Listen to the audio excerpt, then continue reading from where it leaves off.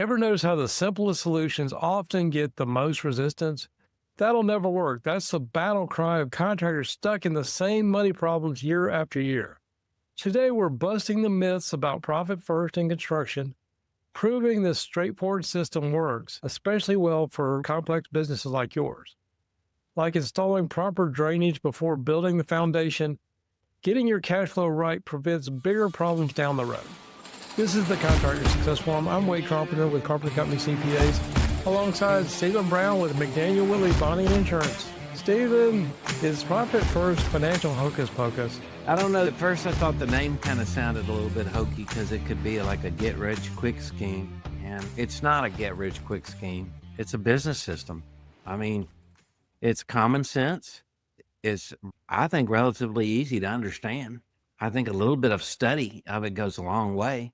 And just like anything that's good, you can study it till the cows come home. We talked about it. I thought, okay, just the name itself makes it sound like it's a get rich quick, or it's about someone who's greedy and selfish, needs this for the construction company.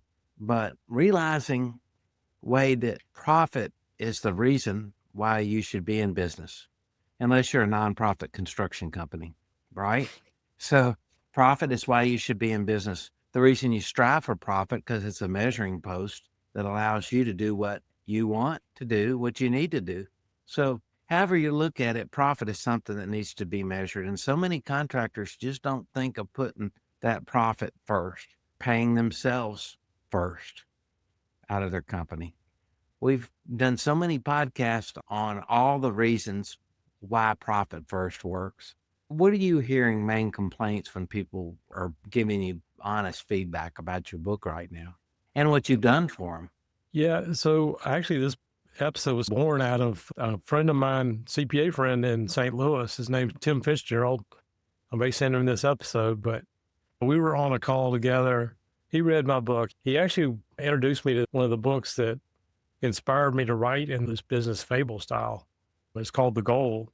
It's an older book, but anyway, as a traditional CPA, he was basically saying this is hocus pocus. You drank the Kool-Aid, all these people saying what you originally probably thought was some kind of get rich thing. And it's not just drinking the Kool-Aid. I can't think of another industry that needs cash flow advice and some kind of simplistic system to be able to handle it in construction, because cash flow is one of the biggest drivers of business failure in this industry. So that's where this episode was born. And I think especially CPAs like me, first time I heard it, I thought that this is a bunch of crap. I want you to learn job costing and manage your business. And no matter what I said, they still were managing by what was happening in their bank account. And as much as I preached till I was blue in the face, they kept doing it. And so when you put parameters around that, if it's your natural way you're going to handle your cash, then we just need to adapt the system. So again, today is about maybe dispelling some of those myths and giving you my thoughts on drinking the Kool-Aid, I suppose, as he called it. Okay. Let's go back to the profit first business model system. It's too simplistic. It doesn't adapt to reality. Why in the world do all accounting business systems have to be so complicated and have so many moving parts? And to me, you can have someone else tell you how to put together all your accounting system and your spreadsheets and your reports. You can have that information driven by requests from other people like the bonding company and the bank, or you can say, I need these reports to make certain decisions. But either way, it seems to me that you're going to find along your journey running the construction company that things change. They always change. What do you say to people that are saying, we're a large, sophisticated insurance company with everything in place that you're talking about and more? I know I've heard it all since I've been working with Profit First. It's more like, oh, is this kindergarten finance? Real businesses don't run themselves this way. And as a trained CPA, I felt the same way. But basically, the simplicity is more of a feature. Let me use an analogy here. This is one that was in the original Profit First, but I think it's relevant here. You know the story of Rick Barry, who was a basketball player in the 70s. I remember the name. I remember Well, him. I don't remember the story behind him. he was famous for shooting free throws, granny shot style. And for a long time, he had the highest percentage of free throws. Just a few people have surpassed his percentage over time, but he's proven that when you take the ball and control the spin as opposed to an overhand shot, everybody thinks, okay, this is stupid. This is silly. I'm not a granny. I'm a man and I can shoot a ball. But he's proven over and over again that the system is actually a lot more favorable, but everybody doesn't use it. And they say it's too simplistic and I'll look silly. Will Chamberlain was a high scorer, but he was famous for missing free throw shots. He had some 100-point scoring games, but there was one season that he was convinced to shoot his free throws underhanded, and his percentage went way up from what it used to be. And then he thought that everybody else said it was silly, so he didn't do it from there on, but went down in history as one of the worst free throw shooting. But he proved that sometimes simple is better. And if it works, why do you fight it? It is a true fundamental process of understanding at all times what you're in business to do and how you measure that. I don't know how many episodes we've talked about cash flow because it's everything to a contractor, especially the seasonal contractor that is always desperate off season to keep revenue coming in, pay bills. What do you want to talk about next, Wade? Some people like, okay, we can just do this on spreadsheets or forecasts. A forecast is only good as the assumptions you put in it. A lot of people, especially in construction, we do all these forecasts, but they're related to the finance portion of it. And even if we're trying to do some kind of cash flow forecast, it doesn't take into account what actually happens with cash flow. And what I mean by that, when you say run a break-even calculation on your business, if you're using the accounting assumptions, one of the big lessons in my book is thinking about your operating expenses, basically your overhead, and what goes into that. The cash that's sitting on your profit and loss is not all your cash going out the door. What I would say is part of that cash going out the door is covering your notes payable and those kind of things that don't hit your P&L. And essentially what a lot of the forecasts are based around are, we got the expenses to cover, but you're forgetting what the cash flow effect of that money coming in. So again, I hate to say it this way, but a lot of people do a lot of forecasting and playing with spreadsheets and create a dashboard, whatever it is. But if it's not telling you how to run your business, I think that's fooling yourself. Mm-hmm. And some of them I would label, maybe we should put a disclaimer on those dashboards that say for entertainment purposes only. I don't know. You're right. It's just like a dashboard on a really expensive car that can do everything. It's only as good as where you're going to steer the car, right? Where are you going? Right. Maybe just some other thoughts here. I know you said it sounds greedy. I remember when we were talking about this recently, or it's some kind of gimmick, some kind of get rich. It's a fad, whatever you want to call it, some kind of financial tricks. And I want to remind everybody, this is probably what your grandmother did, putting her mortgage money in an envelope, or the food money, or the tithe money got stuck in the Bible. She put her 10% aside and it made it until Sunday when they went to church. It's basically a simple, repeatable system with steps to keep you from being so reactive to money that the money comes in and goes out so quickly that you have no control over it. What we're trying to do is get you to a proactive state. So if you understand the flow of it and you have money put aside to cover your job expenses, you're not going to be borrowing from the next job to cover the last job. Yeah, that makes perfect sense. It seems to me, Wade, that people might get hung up on traditional accounting methods conflicting with this system.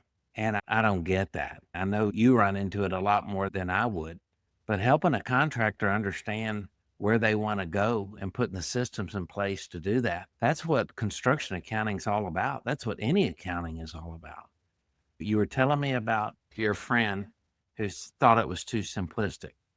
But then again, is your friend fighting this because they think this is going to keep them from having a job? Or are they fighting it because they think it's fundamentally unsound? I think goes against everything we're taught as accountants. And if you look at the original Profit First book, there's tons of reviews out there. And the people that trash it are people like me, accountants that don't know how it works, or they don't treat the system right. They don't do the bookkeeping right. And quite frankly, if you don't understand the system and you are relying on QuickBooks bank feeds, you can make a mess of things.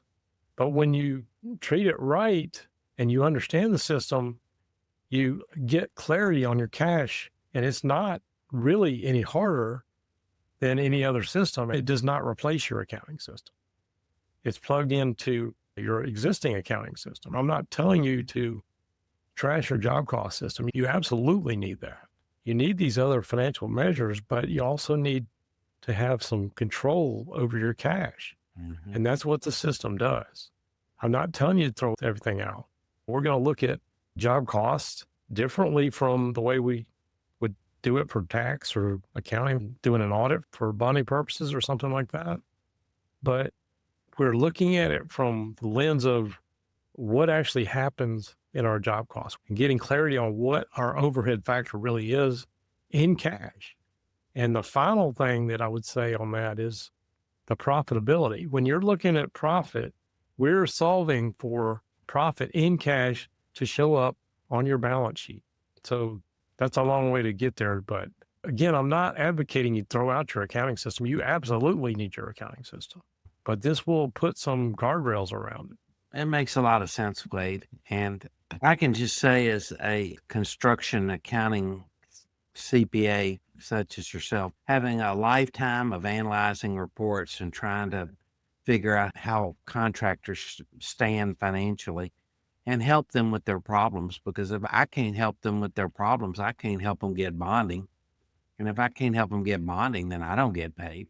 But also, as I get older in the business, I just hate seeing people make the same mistakes over and over again. And it drives me crazy. And what I like so much about Profit First is that it literally is a basis point.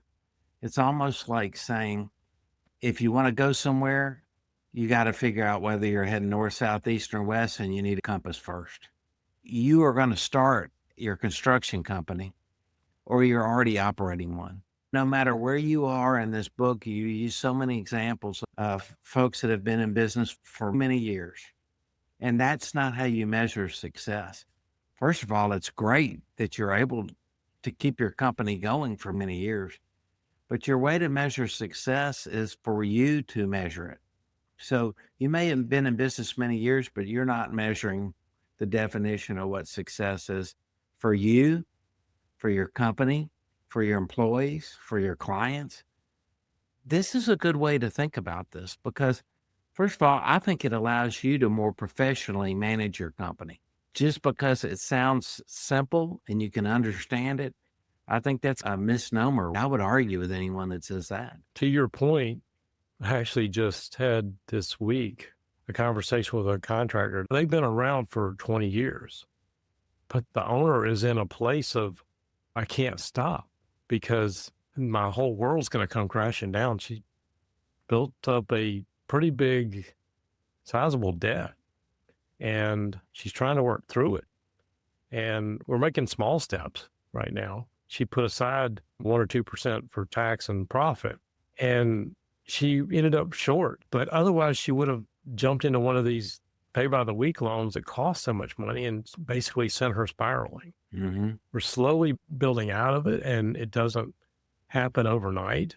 But there's so many people that say construction is so unpredictable. Cash flow is unpredictable. And if I don't have the profit, how can I allocate what I don't have?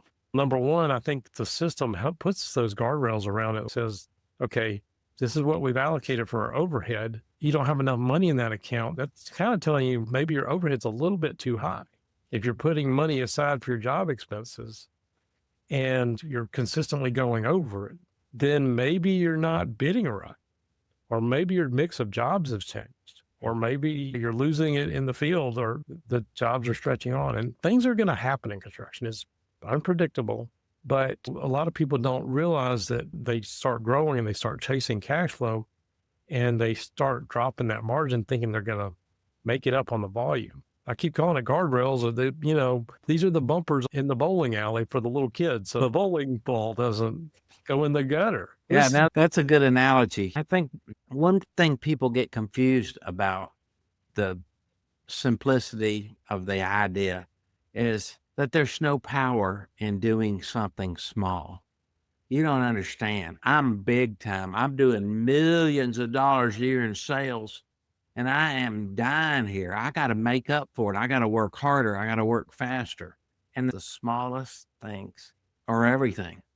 For example, you couldn't be a construction attorney unless you really paid attention to details. That's how you get paid. You pay attention to details. That's what you do for a living. And as a Right. contractor, that's what you do for a living. And I'm not talking about details, but I'm talking about the small things. I'm talking about debt that's just blowing your mind and how to deal with it.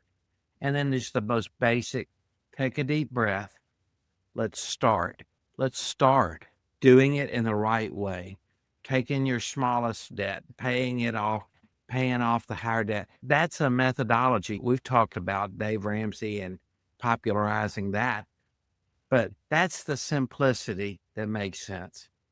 You got to start somewhere, and you can't think that you or your problems are too big that you can't work through them.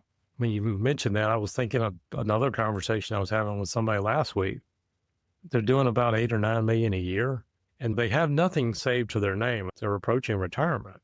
And I'm like, okay, 1% of $8 or $9 million, that's $80,000, $90,000.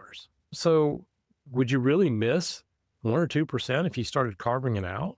This particular contractor likes to buy things and likes to spend lavishly, but he's going to go into retirement if he can't work or whatever. He's going to lose his house. He has nothing. He can't live off the Social Security that he generated at the lifestyle he's at. So again, I realize construction can be unpredictable, but if you can't learn to run your business profitably, should you go work for somebody else? And I don't mean that in a bad way, because construction can be very lucrative, but you have to stop being the bank for your owner, your GC, or whoever you're working for. Yeah, that's an absolute fact. And also, the book, I think it's a gracious book. I read it and I read some of the situation they're going in, and I wince from the pain that I feel. But I can tell you the book does have a happy ending. I'm convinced the system works. I think no matter how dark it is outside, there's light somewhere. And I feel like this book is light. Even if you decide not to implement profit first and you read it, you'll get something out of it. Because again, I want our listeners to know that this book you've written is a calling. It's not a get rich quick scheme for you. And that's one thing I appreciate about it so much, Wade. It's more than that. And I hope people can embrace it that way, because you can be critical of anything that you don't try, or you can consider yourself an expert. And when someone comes against the grain with a good idea, like your free throw analogy, I'm going to fight it because that's what I do. I'm the expert. This might be a threat to me or what I teach or do. And I don't see that in any way, shape, or form. And I can't wait for us to start getting feedback from our listeners so we can talk some more about this. I know there's a lot of other objections. A banker's going to think I'm crazy. They're going to think I'm nuts when I go in there and ask for 5 or 6 accounts. First of all, it's not true. And since when do you care? How much does your banker care about you? It's your best friend when you've got lots of collateral and there's absolutely no risk to lending you money that you need. But you turn it back on the other hand, they're a good source of information. And I think you explain to your banker and they don't understand it, then you need to change bankers. It makes a lot of sense. I can't think of any banker that would have a problem with it. I'm sorry, it was your job to debunk that, but I think that's kind of a crazy thought. I tend to agree with you. I've heard that from people, and then I've had people take the book with them to the bank and say, this is what I'm trying to do. I've also had people say, okay, well, the CSR, you just got me a bonus for opening all these accounts. But from your banker, you're trying to get a lot of credit. I mean, one thing in particular, if you're putting money aside for your tax, that's saying to your banker, hey, yeah, we're thinking about this. That's just one way of doing that. And the more you can keep in there, building some equity, that's what it's all about. And if you can read the book first and think about it, you can explain it to your banker and anyone else. To me, that's just it. You buy into something and you go over it with one of your professional advisors and they're against it, then they got to give you good reasons. And I know that we want to hear about it, but what are those reasons? And I think this is a great topic for a podcast, debunking these reasons. What other things you think come up, Wade? I know I've heard the criticism about, okay, Profit First says you're supposed to take all your profit at the end of the quarter. It doesn't say that. It says we're going to make a decision about what to do with profit. And so it's like, okay, well, we're going to just draw the earnings out when we need to grow. That's not the point. It's, if you're deep in debt, you do need some profit to pay off that debt. If you never thought about that, hey, maybe give that a little bit of thought next time you're December 27th and buying that F-250 just to get a tax deduction. Mm-hmm. But what I do find in the ones that are actually in growth mode, they are starting to understand I need this cash to be able to grow to this next level. My revenue doubles, my receivables are going to double. I'm going to have more working capital out there.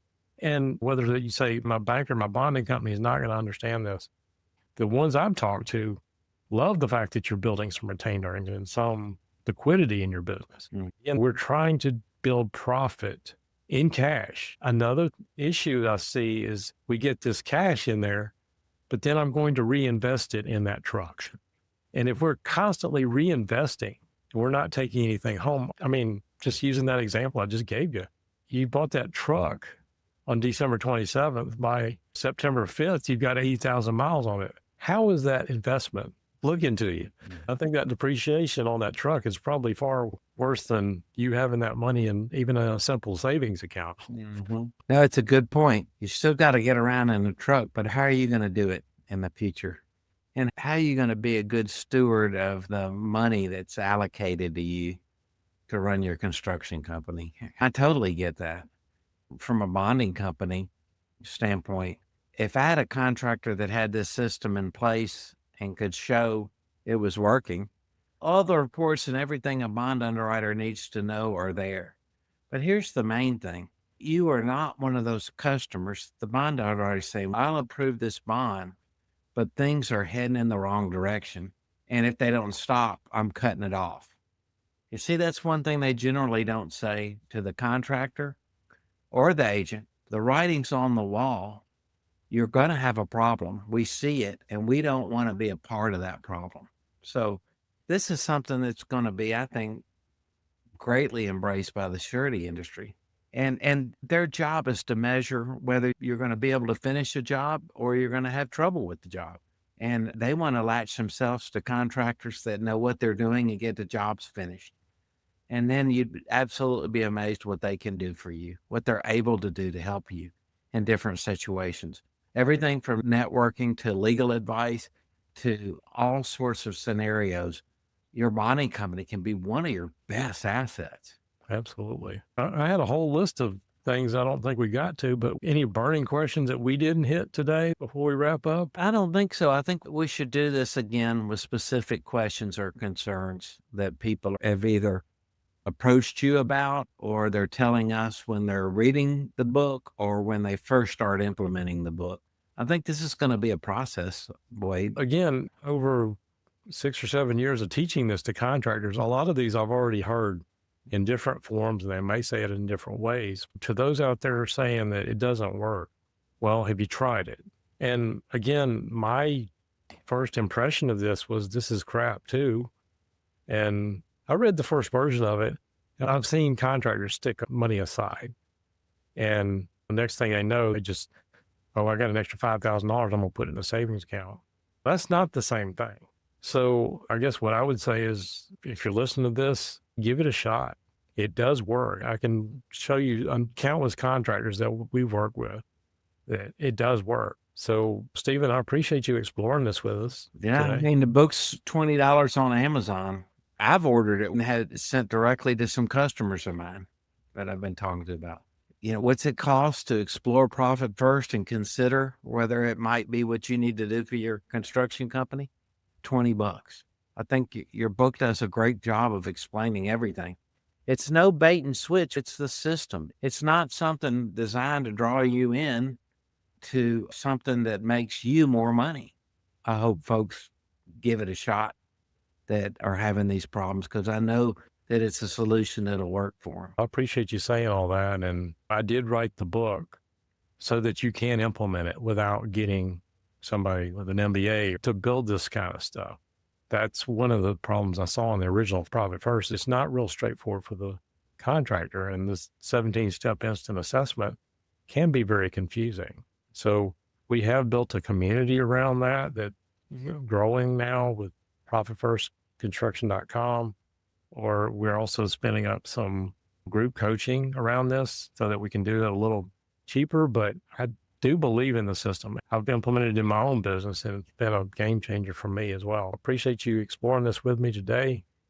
If you have any questions or comments, drop them in the comments below. We always appreciate any thoughts, good or bad. We'd love to hear it.